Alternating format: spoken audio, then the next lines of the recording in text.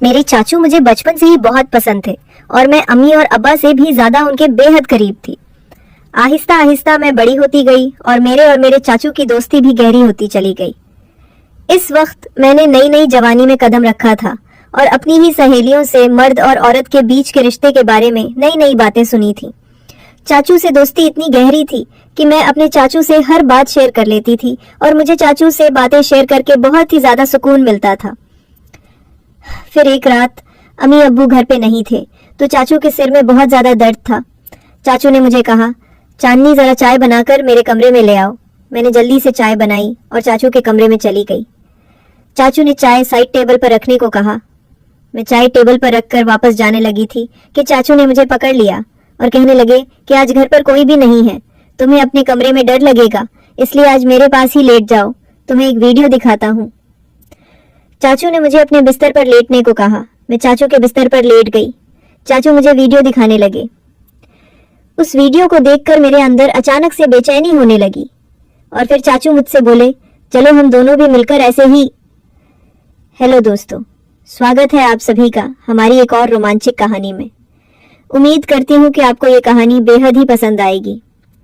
मेरा नाम चांदनी है और मेरी उम्र 21 साल है। अभी मैंने 12th क्लास पास की है। मुझे पढ़ने का बहुत शौक था, लेकिन मेरे अब्बू मेरे पढ़ाई के खिलाफ थे। मैंने अम्मी और चाचू से कहा कि मैं आगे पढ़ना चाहती हूँ, तो आप दोनों प्लीज मेरी मदद करो और मेरे अब्बू को राजी करो। अम्मी ने अपनी तरफ से बहुत कोशिश की, लेकिन अब्बू नहीं मान रहे थे, क्योंकि उनका कहना था कि आजकल कॉलेज में पढ़ाई कम और आशिक ज्यादा चलती है। तभी मेरे चाचू ने अब्बू को समझाया और एक तरफ से मेरी गारंटी ले ली कि मैं ऐसा कुछ भी नहीं करूंगी और सिर्फ पढ़ाई करूंगी। तब जाकर अब्बू मेरे कॉलेज जाने के लिए मान गए और चाचू से कहा कि आज से चांदनी की जिम्मेदारी तुम्हारी है। अगर उसने कुछ भी उल्टा सीधा काम किया तो जिससे इस घर और खानदान की कोई दाग लगा तो चांदनी के साथ साथ तुम्हारी भी खैर नहीं। चाचू ने अब्बू से कहा कि भाई, और वो मेरी इतनी हिमायत क्यों कर रहे हैं। लेकिन मजे की बात तो ये हुई थी कि मैंने कभी सोचा ही नहीं था कि मेरे चाचू से दोस्ती इतनी आगे तक चलती जाएगी। फिर कुछ ही दिनों में चाचू ने मेरे साथ जाकर मेरे कॉलेज में दाखिला करवा दिया। पहले तो मैं खूब दिल लगाकर पढ़ाई करने लगी और कॉलेज में किसी के साथ ज्यादा फ्री नहीं होती थी। जो भी कॉलेज में होता वो रात को मैं चाचू को घर आकर बता देती। चाचू भी मेरे साथ बहुत ही ज्यादा फ्री होने लगे थे और मुझे लगता वो मुझे बहुत ही अजीब नजरों से देखते हैं, क्योंकि मेरी चाची गांव में रहती थी और चाचू नौकरी के सिलसिले में हमारे घर पर ही रहते थे। फिर कॉलेज में मेरी दोस्ती एक लड़की से हो गई, जिसके साथ दोस्ती करने के बाद मेरी जिंदगी बदलने लगी, क्योंकि इस सहेली ने मुझे बताया कि उसकी मंगनी हो चुकी है। उसने मुझे एक दिन अपने मंगेतर से मिलवाया भी था। मेरी सहेली ने मुझे बताया कि हमारी अब शादी तय हो चुकी है, इसलिए हम दोनों एक दूसरे के साथ सारी हदें पार कर चुके हैं और अब हम दोनों में कोई पर्दा नहीं है। इसके बाद मैं अपनी सहेली से वो सब कुछ जानने की कोशिश करती, जिससे जानने के शायद बाद मेरी भी उम्र भी नहीं थी या फिर मेरी उम्र ऐसी थी कि मैं ये सब बातें जानकर आसानी से गलत रास्ते पर चली जाती।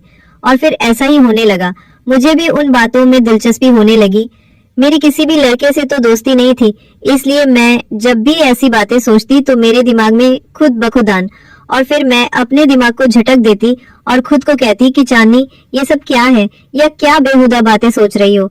वो मेरा चाचू है, लेकिन फिर चाचू की बातें और उनका रवैया भी मेरी सोच को बढ़ावा देता रहता था। लेकिन चाचू के दिल की बातें मैं अभी तक जान नहीं पाई थी। कभी कभी तो मुझे लगता था कि वो भी शायद मेरे बारे में यही सब सोचते होंगे, लेकिन कभी कभी उनका रवैया मुझे से बहुत ज्यादा सख्त हो जाता था और वो मुझे याद दिला देते थे कि तुम्हारे अब्बू कितने सख्त हैं और अगर तुमने कोई भी गलती की तो तुम्हारे साथ साथ मेरा भी बुरा हाल कर देंगे। उनकी ये बातें सुनकर मैं खुद को कंट्रोल करती, लेकिन कहते हैं ना कि जवानी तो अंधी होती है। जवानी तो ऐसी ही है जैसे सर्दी में आग जल रही हो तो हाथ गर्म कर ही लिया जाता है। मैं जैसे ही कॉलेज जाती, जिन वीडियोस में हर तरह की मामूलिश मिल जाती है, तो मैं ये कह रही थी कि आपके पास भी तो मोबाइल है और साथ में नेट का पैकेज भी लगा हुआ है, आपने भी वो वीडियोस देखी होंगी, तो क्यों ना हम दोनों मिलकर वीडियोस देखें और एंजॉय करें। मैंने ये बात अपना चेहरा चाचू के नजदीक लाकर सरगोशी वाले अंदाज में कहा। वो फटी फटी आंखों से मेरी तरफ देखने लगे।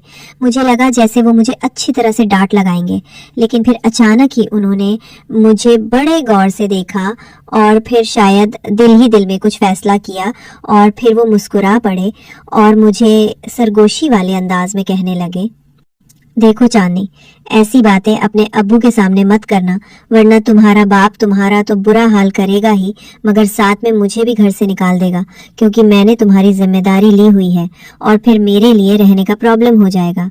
बाकी रही वीडियोस देखने की बात, तो तुम रात के वक्त मेरे कमरे में आ जाना, मैं तुम्हें हर किस्म की वीडियो दिखा दूंगा। चाचू की आंखों में एक चमकीली सी शरारत थी जो इस वक्त मुझे समझ नहीं आ रही थी। इसके बाद चाचू अपने कमरे में चले गए और मैं पढ़ाई करने लगी और आने वाले वक्त के बारे में सोचने लगी। अब मेरा दिल किताबों में नहीं लग रहा था और बस रात को क्या होगा यही सोचने लगी। लेकिन पढ़ाई करना भी ज़रूरी था, क्योंकि पढ़ाई के मामले में चाचू बहुत ही ज़्यादा सख्त थे और मुझे कहते थे कि सबसे पहले तुम्हारी पढ़ाई और बाकी मौज मस्ती बाद में है।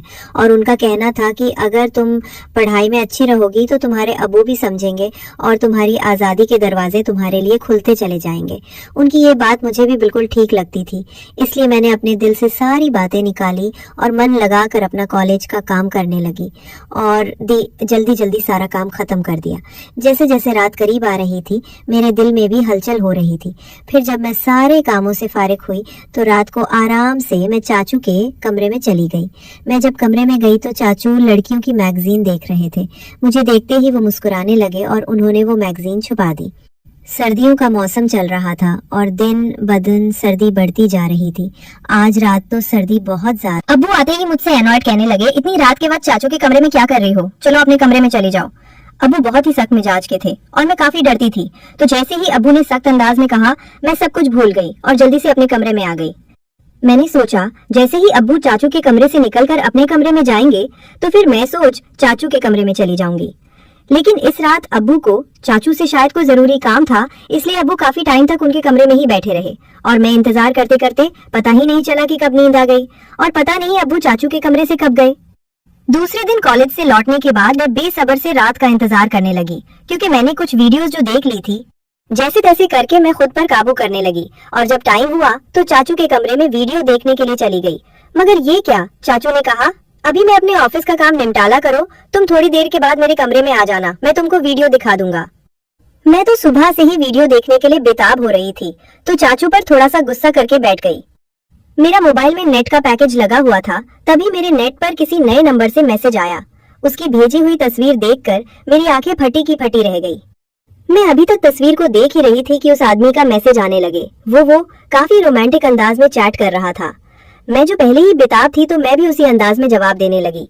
फिर मुझे ख्याल आया कि ये बात मुझे चाचू को बतानी चाहिए। मैं फौरन ही चाचू के कमरे में आई, लेकिन उनके कमरे का दरवाजा बंद था। तब मैं अपने कमरे में वापस आ गई और उस अनजान लड़के से वैसे ही बातें करने लगी। मैं मोबाइल पर उस वक्त मैसेज पर बात ही कर रही थी जब मैंने उससे कहा कि मैं तुमको देखना चाहती हूँ और उसको वीडियो कॉल पर बात करने को कहा, लेकिन उस लड़के ने ही मना कर दिया। इस टाइम मैं अपने कमरे से बाहर निकली तो मेरी नजर चाचू पर पड़ी। वो इस वक्त अपने कमरे से निकलकर सीढ़ियां चढ़ते हुए छत पर जा रहे थे और उनके हाथ में मोबाइल था। मुझे हैरत हुई कि वो रात के इस वक्त छत पर क्यों जा रहे हैं। रात के 12 बज रहे थे, मुझे नींद भी नहीं आ रही थी, लेकिन मेरे दिमाग में ये शक था हो गया था कि कहीं चाचू ही तो मुझे नए नंबर से तो नहीं कर रहे हैं। खैर मैं यही बातें सोचते सोचते अपने चाचू के ख्यालात, क्योंकि हम दोनों के दरमियान लड़ाई हो गई थी। चाचू ने रास्ते में मेरी उदासी की वजह पूछी तो मैंने उद बताया कि मेरी सहेली से लड़ाई हो गई है और मेरा मन बहुत ज्यादा खराब है। तो चाचू ने कहा, चलो तुम्हारा मन ठीक करता हूँ, और चाचू ने बाइक एक बिरयानी की शॉप पर रोक दी। उन्हें पता था कि मुझे बिरयानी बहुत पसंद है। फिर हम दोनों ने वहां बैठकर बिरयानी खाई और कोल्ड ड्रिंक भी पी। चाचू वहां भी मुझसे हंसी मजाक कर रही थी। इसके बाद मैं चाचू के साथ घर वापस आ गई। उस दिन अम्मी अब्बू घर पर मौजूद नहीं थे, शायद किसी रिश्तेदार की शादी में गए हुए थे। तो चाचू मुझसे पूछने लगे कि तुमने मुझसे दोबारा से वो वीडियो देखने को क्यों नहीं कहा। तो मैंने उन्हें बताया कि मैंने तो पहले से ही देख लिया।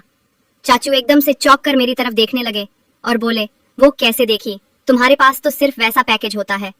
उन्होंने सख्त अंदाज में पूछा था। मैंने बताया कि मेरा एक नया दोस्त बना है, उसने भेजी ये थी। मैं रात को आपको बताने के लिए आई थी मगर आप सो रहे थे। जब चाचू ने ये सुना तो गहरी सोच में डूब गए। वो बोले, तुम अभी जाओ और अपने कपड़े चेंज करके आ जाओ। अपने कमरे में चली गई। जब मैं वापस लॉन्ज में आई तो देखा कि चाचू मेरे मोबाइल पर कुछ तलाश कर रहे थे। मुझे अपनी तरफ बढ़ता हुआ देखकर चाचू ने मेरा मोबाइल टेबल पर रख दिया और फिर हम दोनों ने एक साथ मिलकर खाना खाया। मैं खाना खाते वक्त चाचू की तरफ देखती तो मुझे लगता कि चाचू मुझसे अजीब निगाहों से देख रहे हैं। मुझे ऐसा लग रहा था कि वो मुझसे कुछ कहने की कोशिश कर रहे हैं, मगर वो कह नहीं पा रहे थे। मैं दिल ही दिल में सोचने लगी, थॉटफुल, चाचू अब कह भी दो ना, मैं आपको मना नहीं करूंगी। फिर मेरी नजर चाचू के चेहरे से हटकर उनके मोबाइल पर पड़ी, क्योंकि मैं आज भी उस अनजान लड़के के मैसेज का इंतजार कर रही थी। उसने अभी तक मुझे मैसेज नहीं किया था और चाचू भी फिलहाल कुछ कहने को चाह रहे थे। तभी मैंने मोबाइल उठा लिया और खुद ही उस नंबर पर मैसेज करने लगी, मगर मेरे चाचू ने मेरे हाथ से मोबाइल छीन लिया। मुझे लगा शायद उन्हें जलन हो रही है। तभी चाचू ने कहा, नी, खाना खाते वक्त मोबाइल इस्तेमाल करना बिल्कुल भी अच्छी बात नहीं है, इसीलिए मोबाइल मुझे दे दो। उन्होंने ये कहते हुए मेरा मोबाइल अपने पास ही रख लिया। मैंने जल्दी जल्दी से खाना खत्म किया और चाचू से कहा, अब तो मेरा मोबाइल मुझे कर दो वापस। तब उन्होंने कहा, दे दूंगा। अभी तुम ऐसा करो कि बर्तन समेट कर मेरे कमरे में आ जाओ। मैं तो खुश हो गई कि शायद जलन में आकर आज चाचू मेरी ख्वाहिश को पूरा जरूर करेंगे। मैंने ऐसा ही किया था। जल्दी जल्दी से मैं बर्तन समेट कर कॉलेज का काम भी खत्म किया और रात के 11 बज रहे थे जब मैं चाचू के कमरे में आई और उनसे कहने लगी, अब तो मुझे मेरा मोबाइल दे दो, मुझे उस दोस्त से बात करनी है। चाचू ने कहा, मेरे सर में बहुत ज्यादा दर्द हो रहा है, जाओ पहले मेरे लिए एक अच्छी सी चाय बनाकर लाओ। मैं चाय बनाने चली गई। कुछ देर बाद मैं चाय बनाकर कमरे में आई और चाय टेबल पे रख दी और मुस्मुकर मुरक जाने ही लगी। तभी चाचू ने मुझे बाजू से पकड़ लिया और बोले, आज रात तुम मेरे कमरे में ही रुक जाओ। मैं खामोश निगाहों से उनकी तरफ देखने लगी, क्योंकि आज रात मुझे उस लड़के से वीडियो कॉल पर बात करनी थी। मैंने ही जानबूझकर चाचू को वापस जाने के लिए ये बात कह दी कि मैं अपने कमरे में जाऊंगी और अपना बाजू उनसे छुड़ाकर कमरे से बाहर जाने लगी। मगर चाचू ने मुझे जाने से रोक दिया और बोले, मैंने जो कहा है उतना ही करो। उन्होंने सख्त लहजे में कहा था और मुझे अपने बेड पर ही लिटा दिया। मैं भी डर के मारे लेट गई। फिर सारी रात चाचू ने मेरे साथ जो सुलूक किया वो मैं कभी सोच ही नहीं सकती थी। वो काफी देर तक तो मेरा मोबाइल इस्तेमाल करते रहे और मुझे सोने भी नहीं दिया। रात के 12 बजे तो उन्होंने मुझे कहा, तुम देखना चाहती हो ना कि वो लड़का कौन है जो तुम्हें वीडियो कॉल और तस्वीर भेजता है। चाचू की बात सुनकर मैं बहुत ज्यादा खुश हो गई और बोल दिया, हाँ मैं देखना चाहती हूँ। चाचू ने मेरा मोबाइल मेरे हाथ में थमा दिया और कहा, देखो इसको। उसकी तस्वीर देखकर मेरे होश उड़ गए, क्योंकि वो लड़का मेरी दोस्त का मंगेतर था और मैं फटी की फटी हुई आंखों से चाचू की तरफ देखने लगी। मेरी आंखों से आंसू निकल पड़े थे। फिर चाचू बताने लगे कि तुमने जब मुझे इस लड़के के बारे में बताया था तो मैं समझ गया था कि जरूर कोई तुम्हें बेवकूफ बना रहा है। तभी मैंने तुम्हारे मोबाइल से चांदनी का नंबर इस लड़के से बात करना शुरू कर दिया था। वो तुम्हारी तस्वीर बनाकर सोशल मीडिया पर डालने वाला था। अगर मैं उसे ना डराता और ना धमका देता तो तुम बर्बाद हो जाती और खानदान की इज्जत खराब हो जाती और तुम्हारे अब्बू, तुम्हारा और मेरा जो हश्र करते वो अलग। चांदनी बेटी, तुम्हारी ये उम्र कुछ अच्छा सीखने की है। ऐसी बुराई वाली बातों से, उन कामों से खुद को बचा कर रखो। तुम जब कि मुझे टालने के बजाय तुम्हें किसी तरह से समझाना चाहिए, तभी मैंने तुमसे शक्ति से समझाने के बजाय तुमसे दोस्ती बढ़ाई। अगर उस वक्त मैं तुमको सख्त अल्फाजों में समझाने की कोशिश करता तो शायद तुम समझने के लिए बजाय नाराज हो जाती। फिर तुम मुझसे बातें शेयर ना करती और मुझसे दूर होकर दूसरे लोगों से जाल में फंस जाती। चाचू की बात सुनकर मैं फूट फूट कर रोने लगी। उन्होंने मुझे दिलासा देकर खामोश करवाया और समझाया कि मैं कॉलेज में ऐसी लड़कियों से दोस्ती करूं जो पढ़ाई में तेज हों, ना कि बातें बुरे कामों में। मैंने चाचू से कह दिया कि मैं अब सिर्फ अपनी पढ़ाई पर ध्यान दूंगी, ऐसी लड़कियों और लड़कों के बुरे कामों में अब बिल्कुल भी नहीं आऊंगी, पढ़ूंगी। दोस्तों, आज के दौर में माँ बाप अपने बच्चों को अपने साथ हर बात शेयर करने की इजाजत नहीं देते। ये उनके साथ बहुत बड़ी नाइंसाफी है। बच्चों को अच्छे और बुरे कामों की तमीज सिखानी चाहिए और स्कूल या कॉलेज में किसी भी तरह की कोई भी हरकत की जाए तो अपने माँ बाप के साथ शेयर कीजिए, ताकि मुस्तकबिल में आने वाली मुश्किलों से बचा जा सके और सही और गलत में बच्चों को फर्क सिखाया जाए। उनके हर कदम पर नजर रखी जाए ताकि चांदनी की तरह उनकी और उनके घर वालों की इज्जत महफूज रहे। तो दोस्तों, आपकी क्या राय है इस कहानी पर? हमें कमेंट्स में जरूर बताएं। वीडियो अच्छी लगी हो तो लाइक करें, शेयर करें, सब्सक्राइब करें। मिलते हैं आपसे एक और नई कहानी में। धन्यवाद।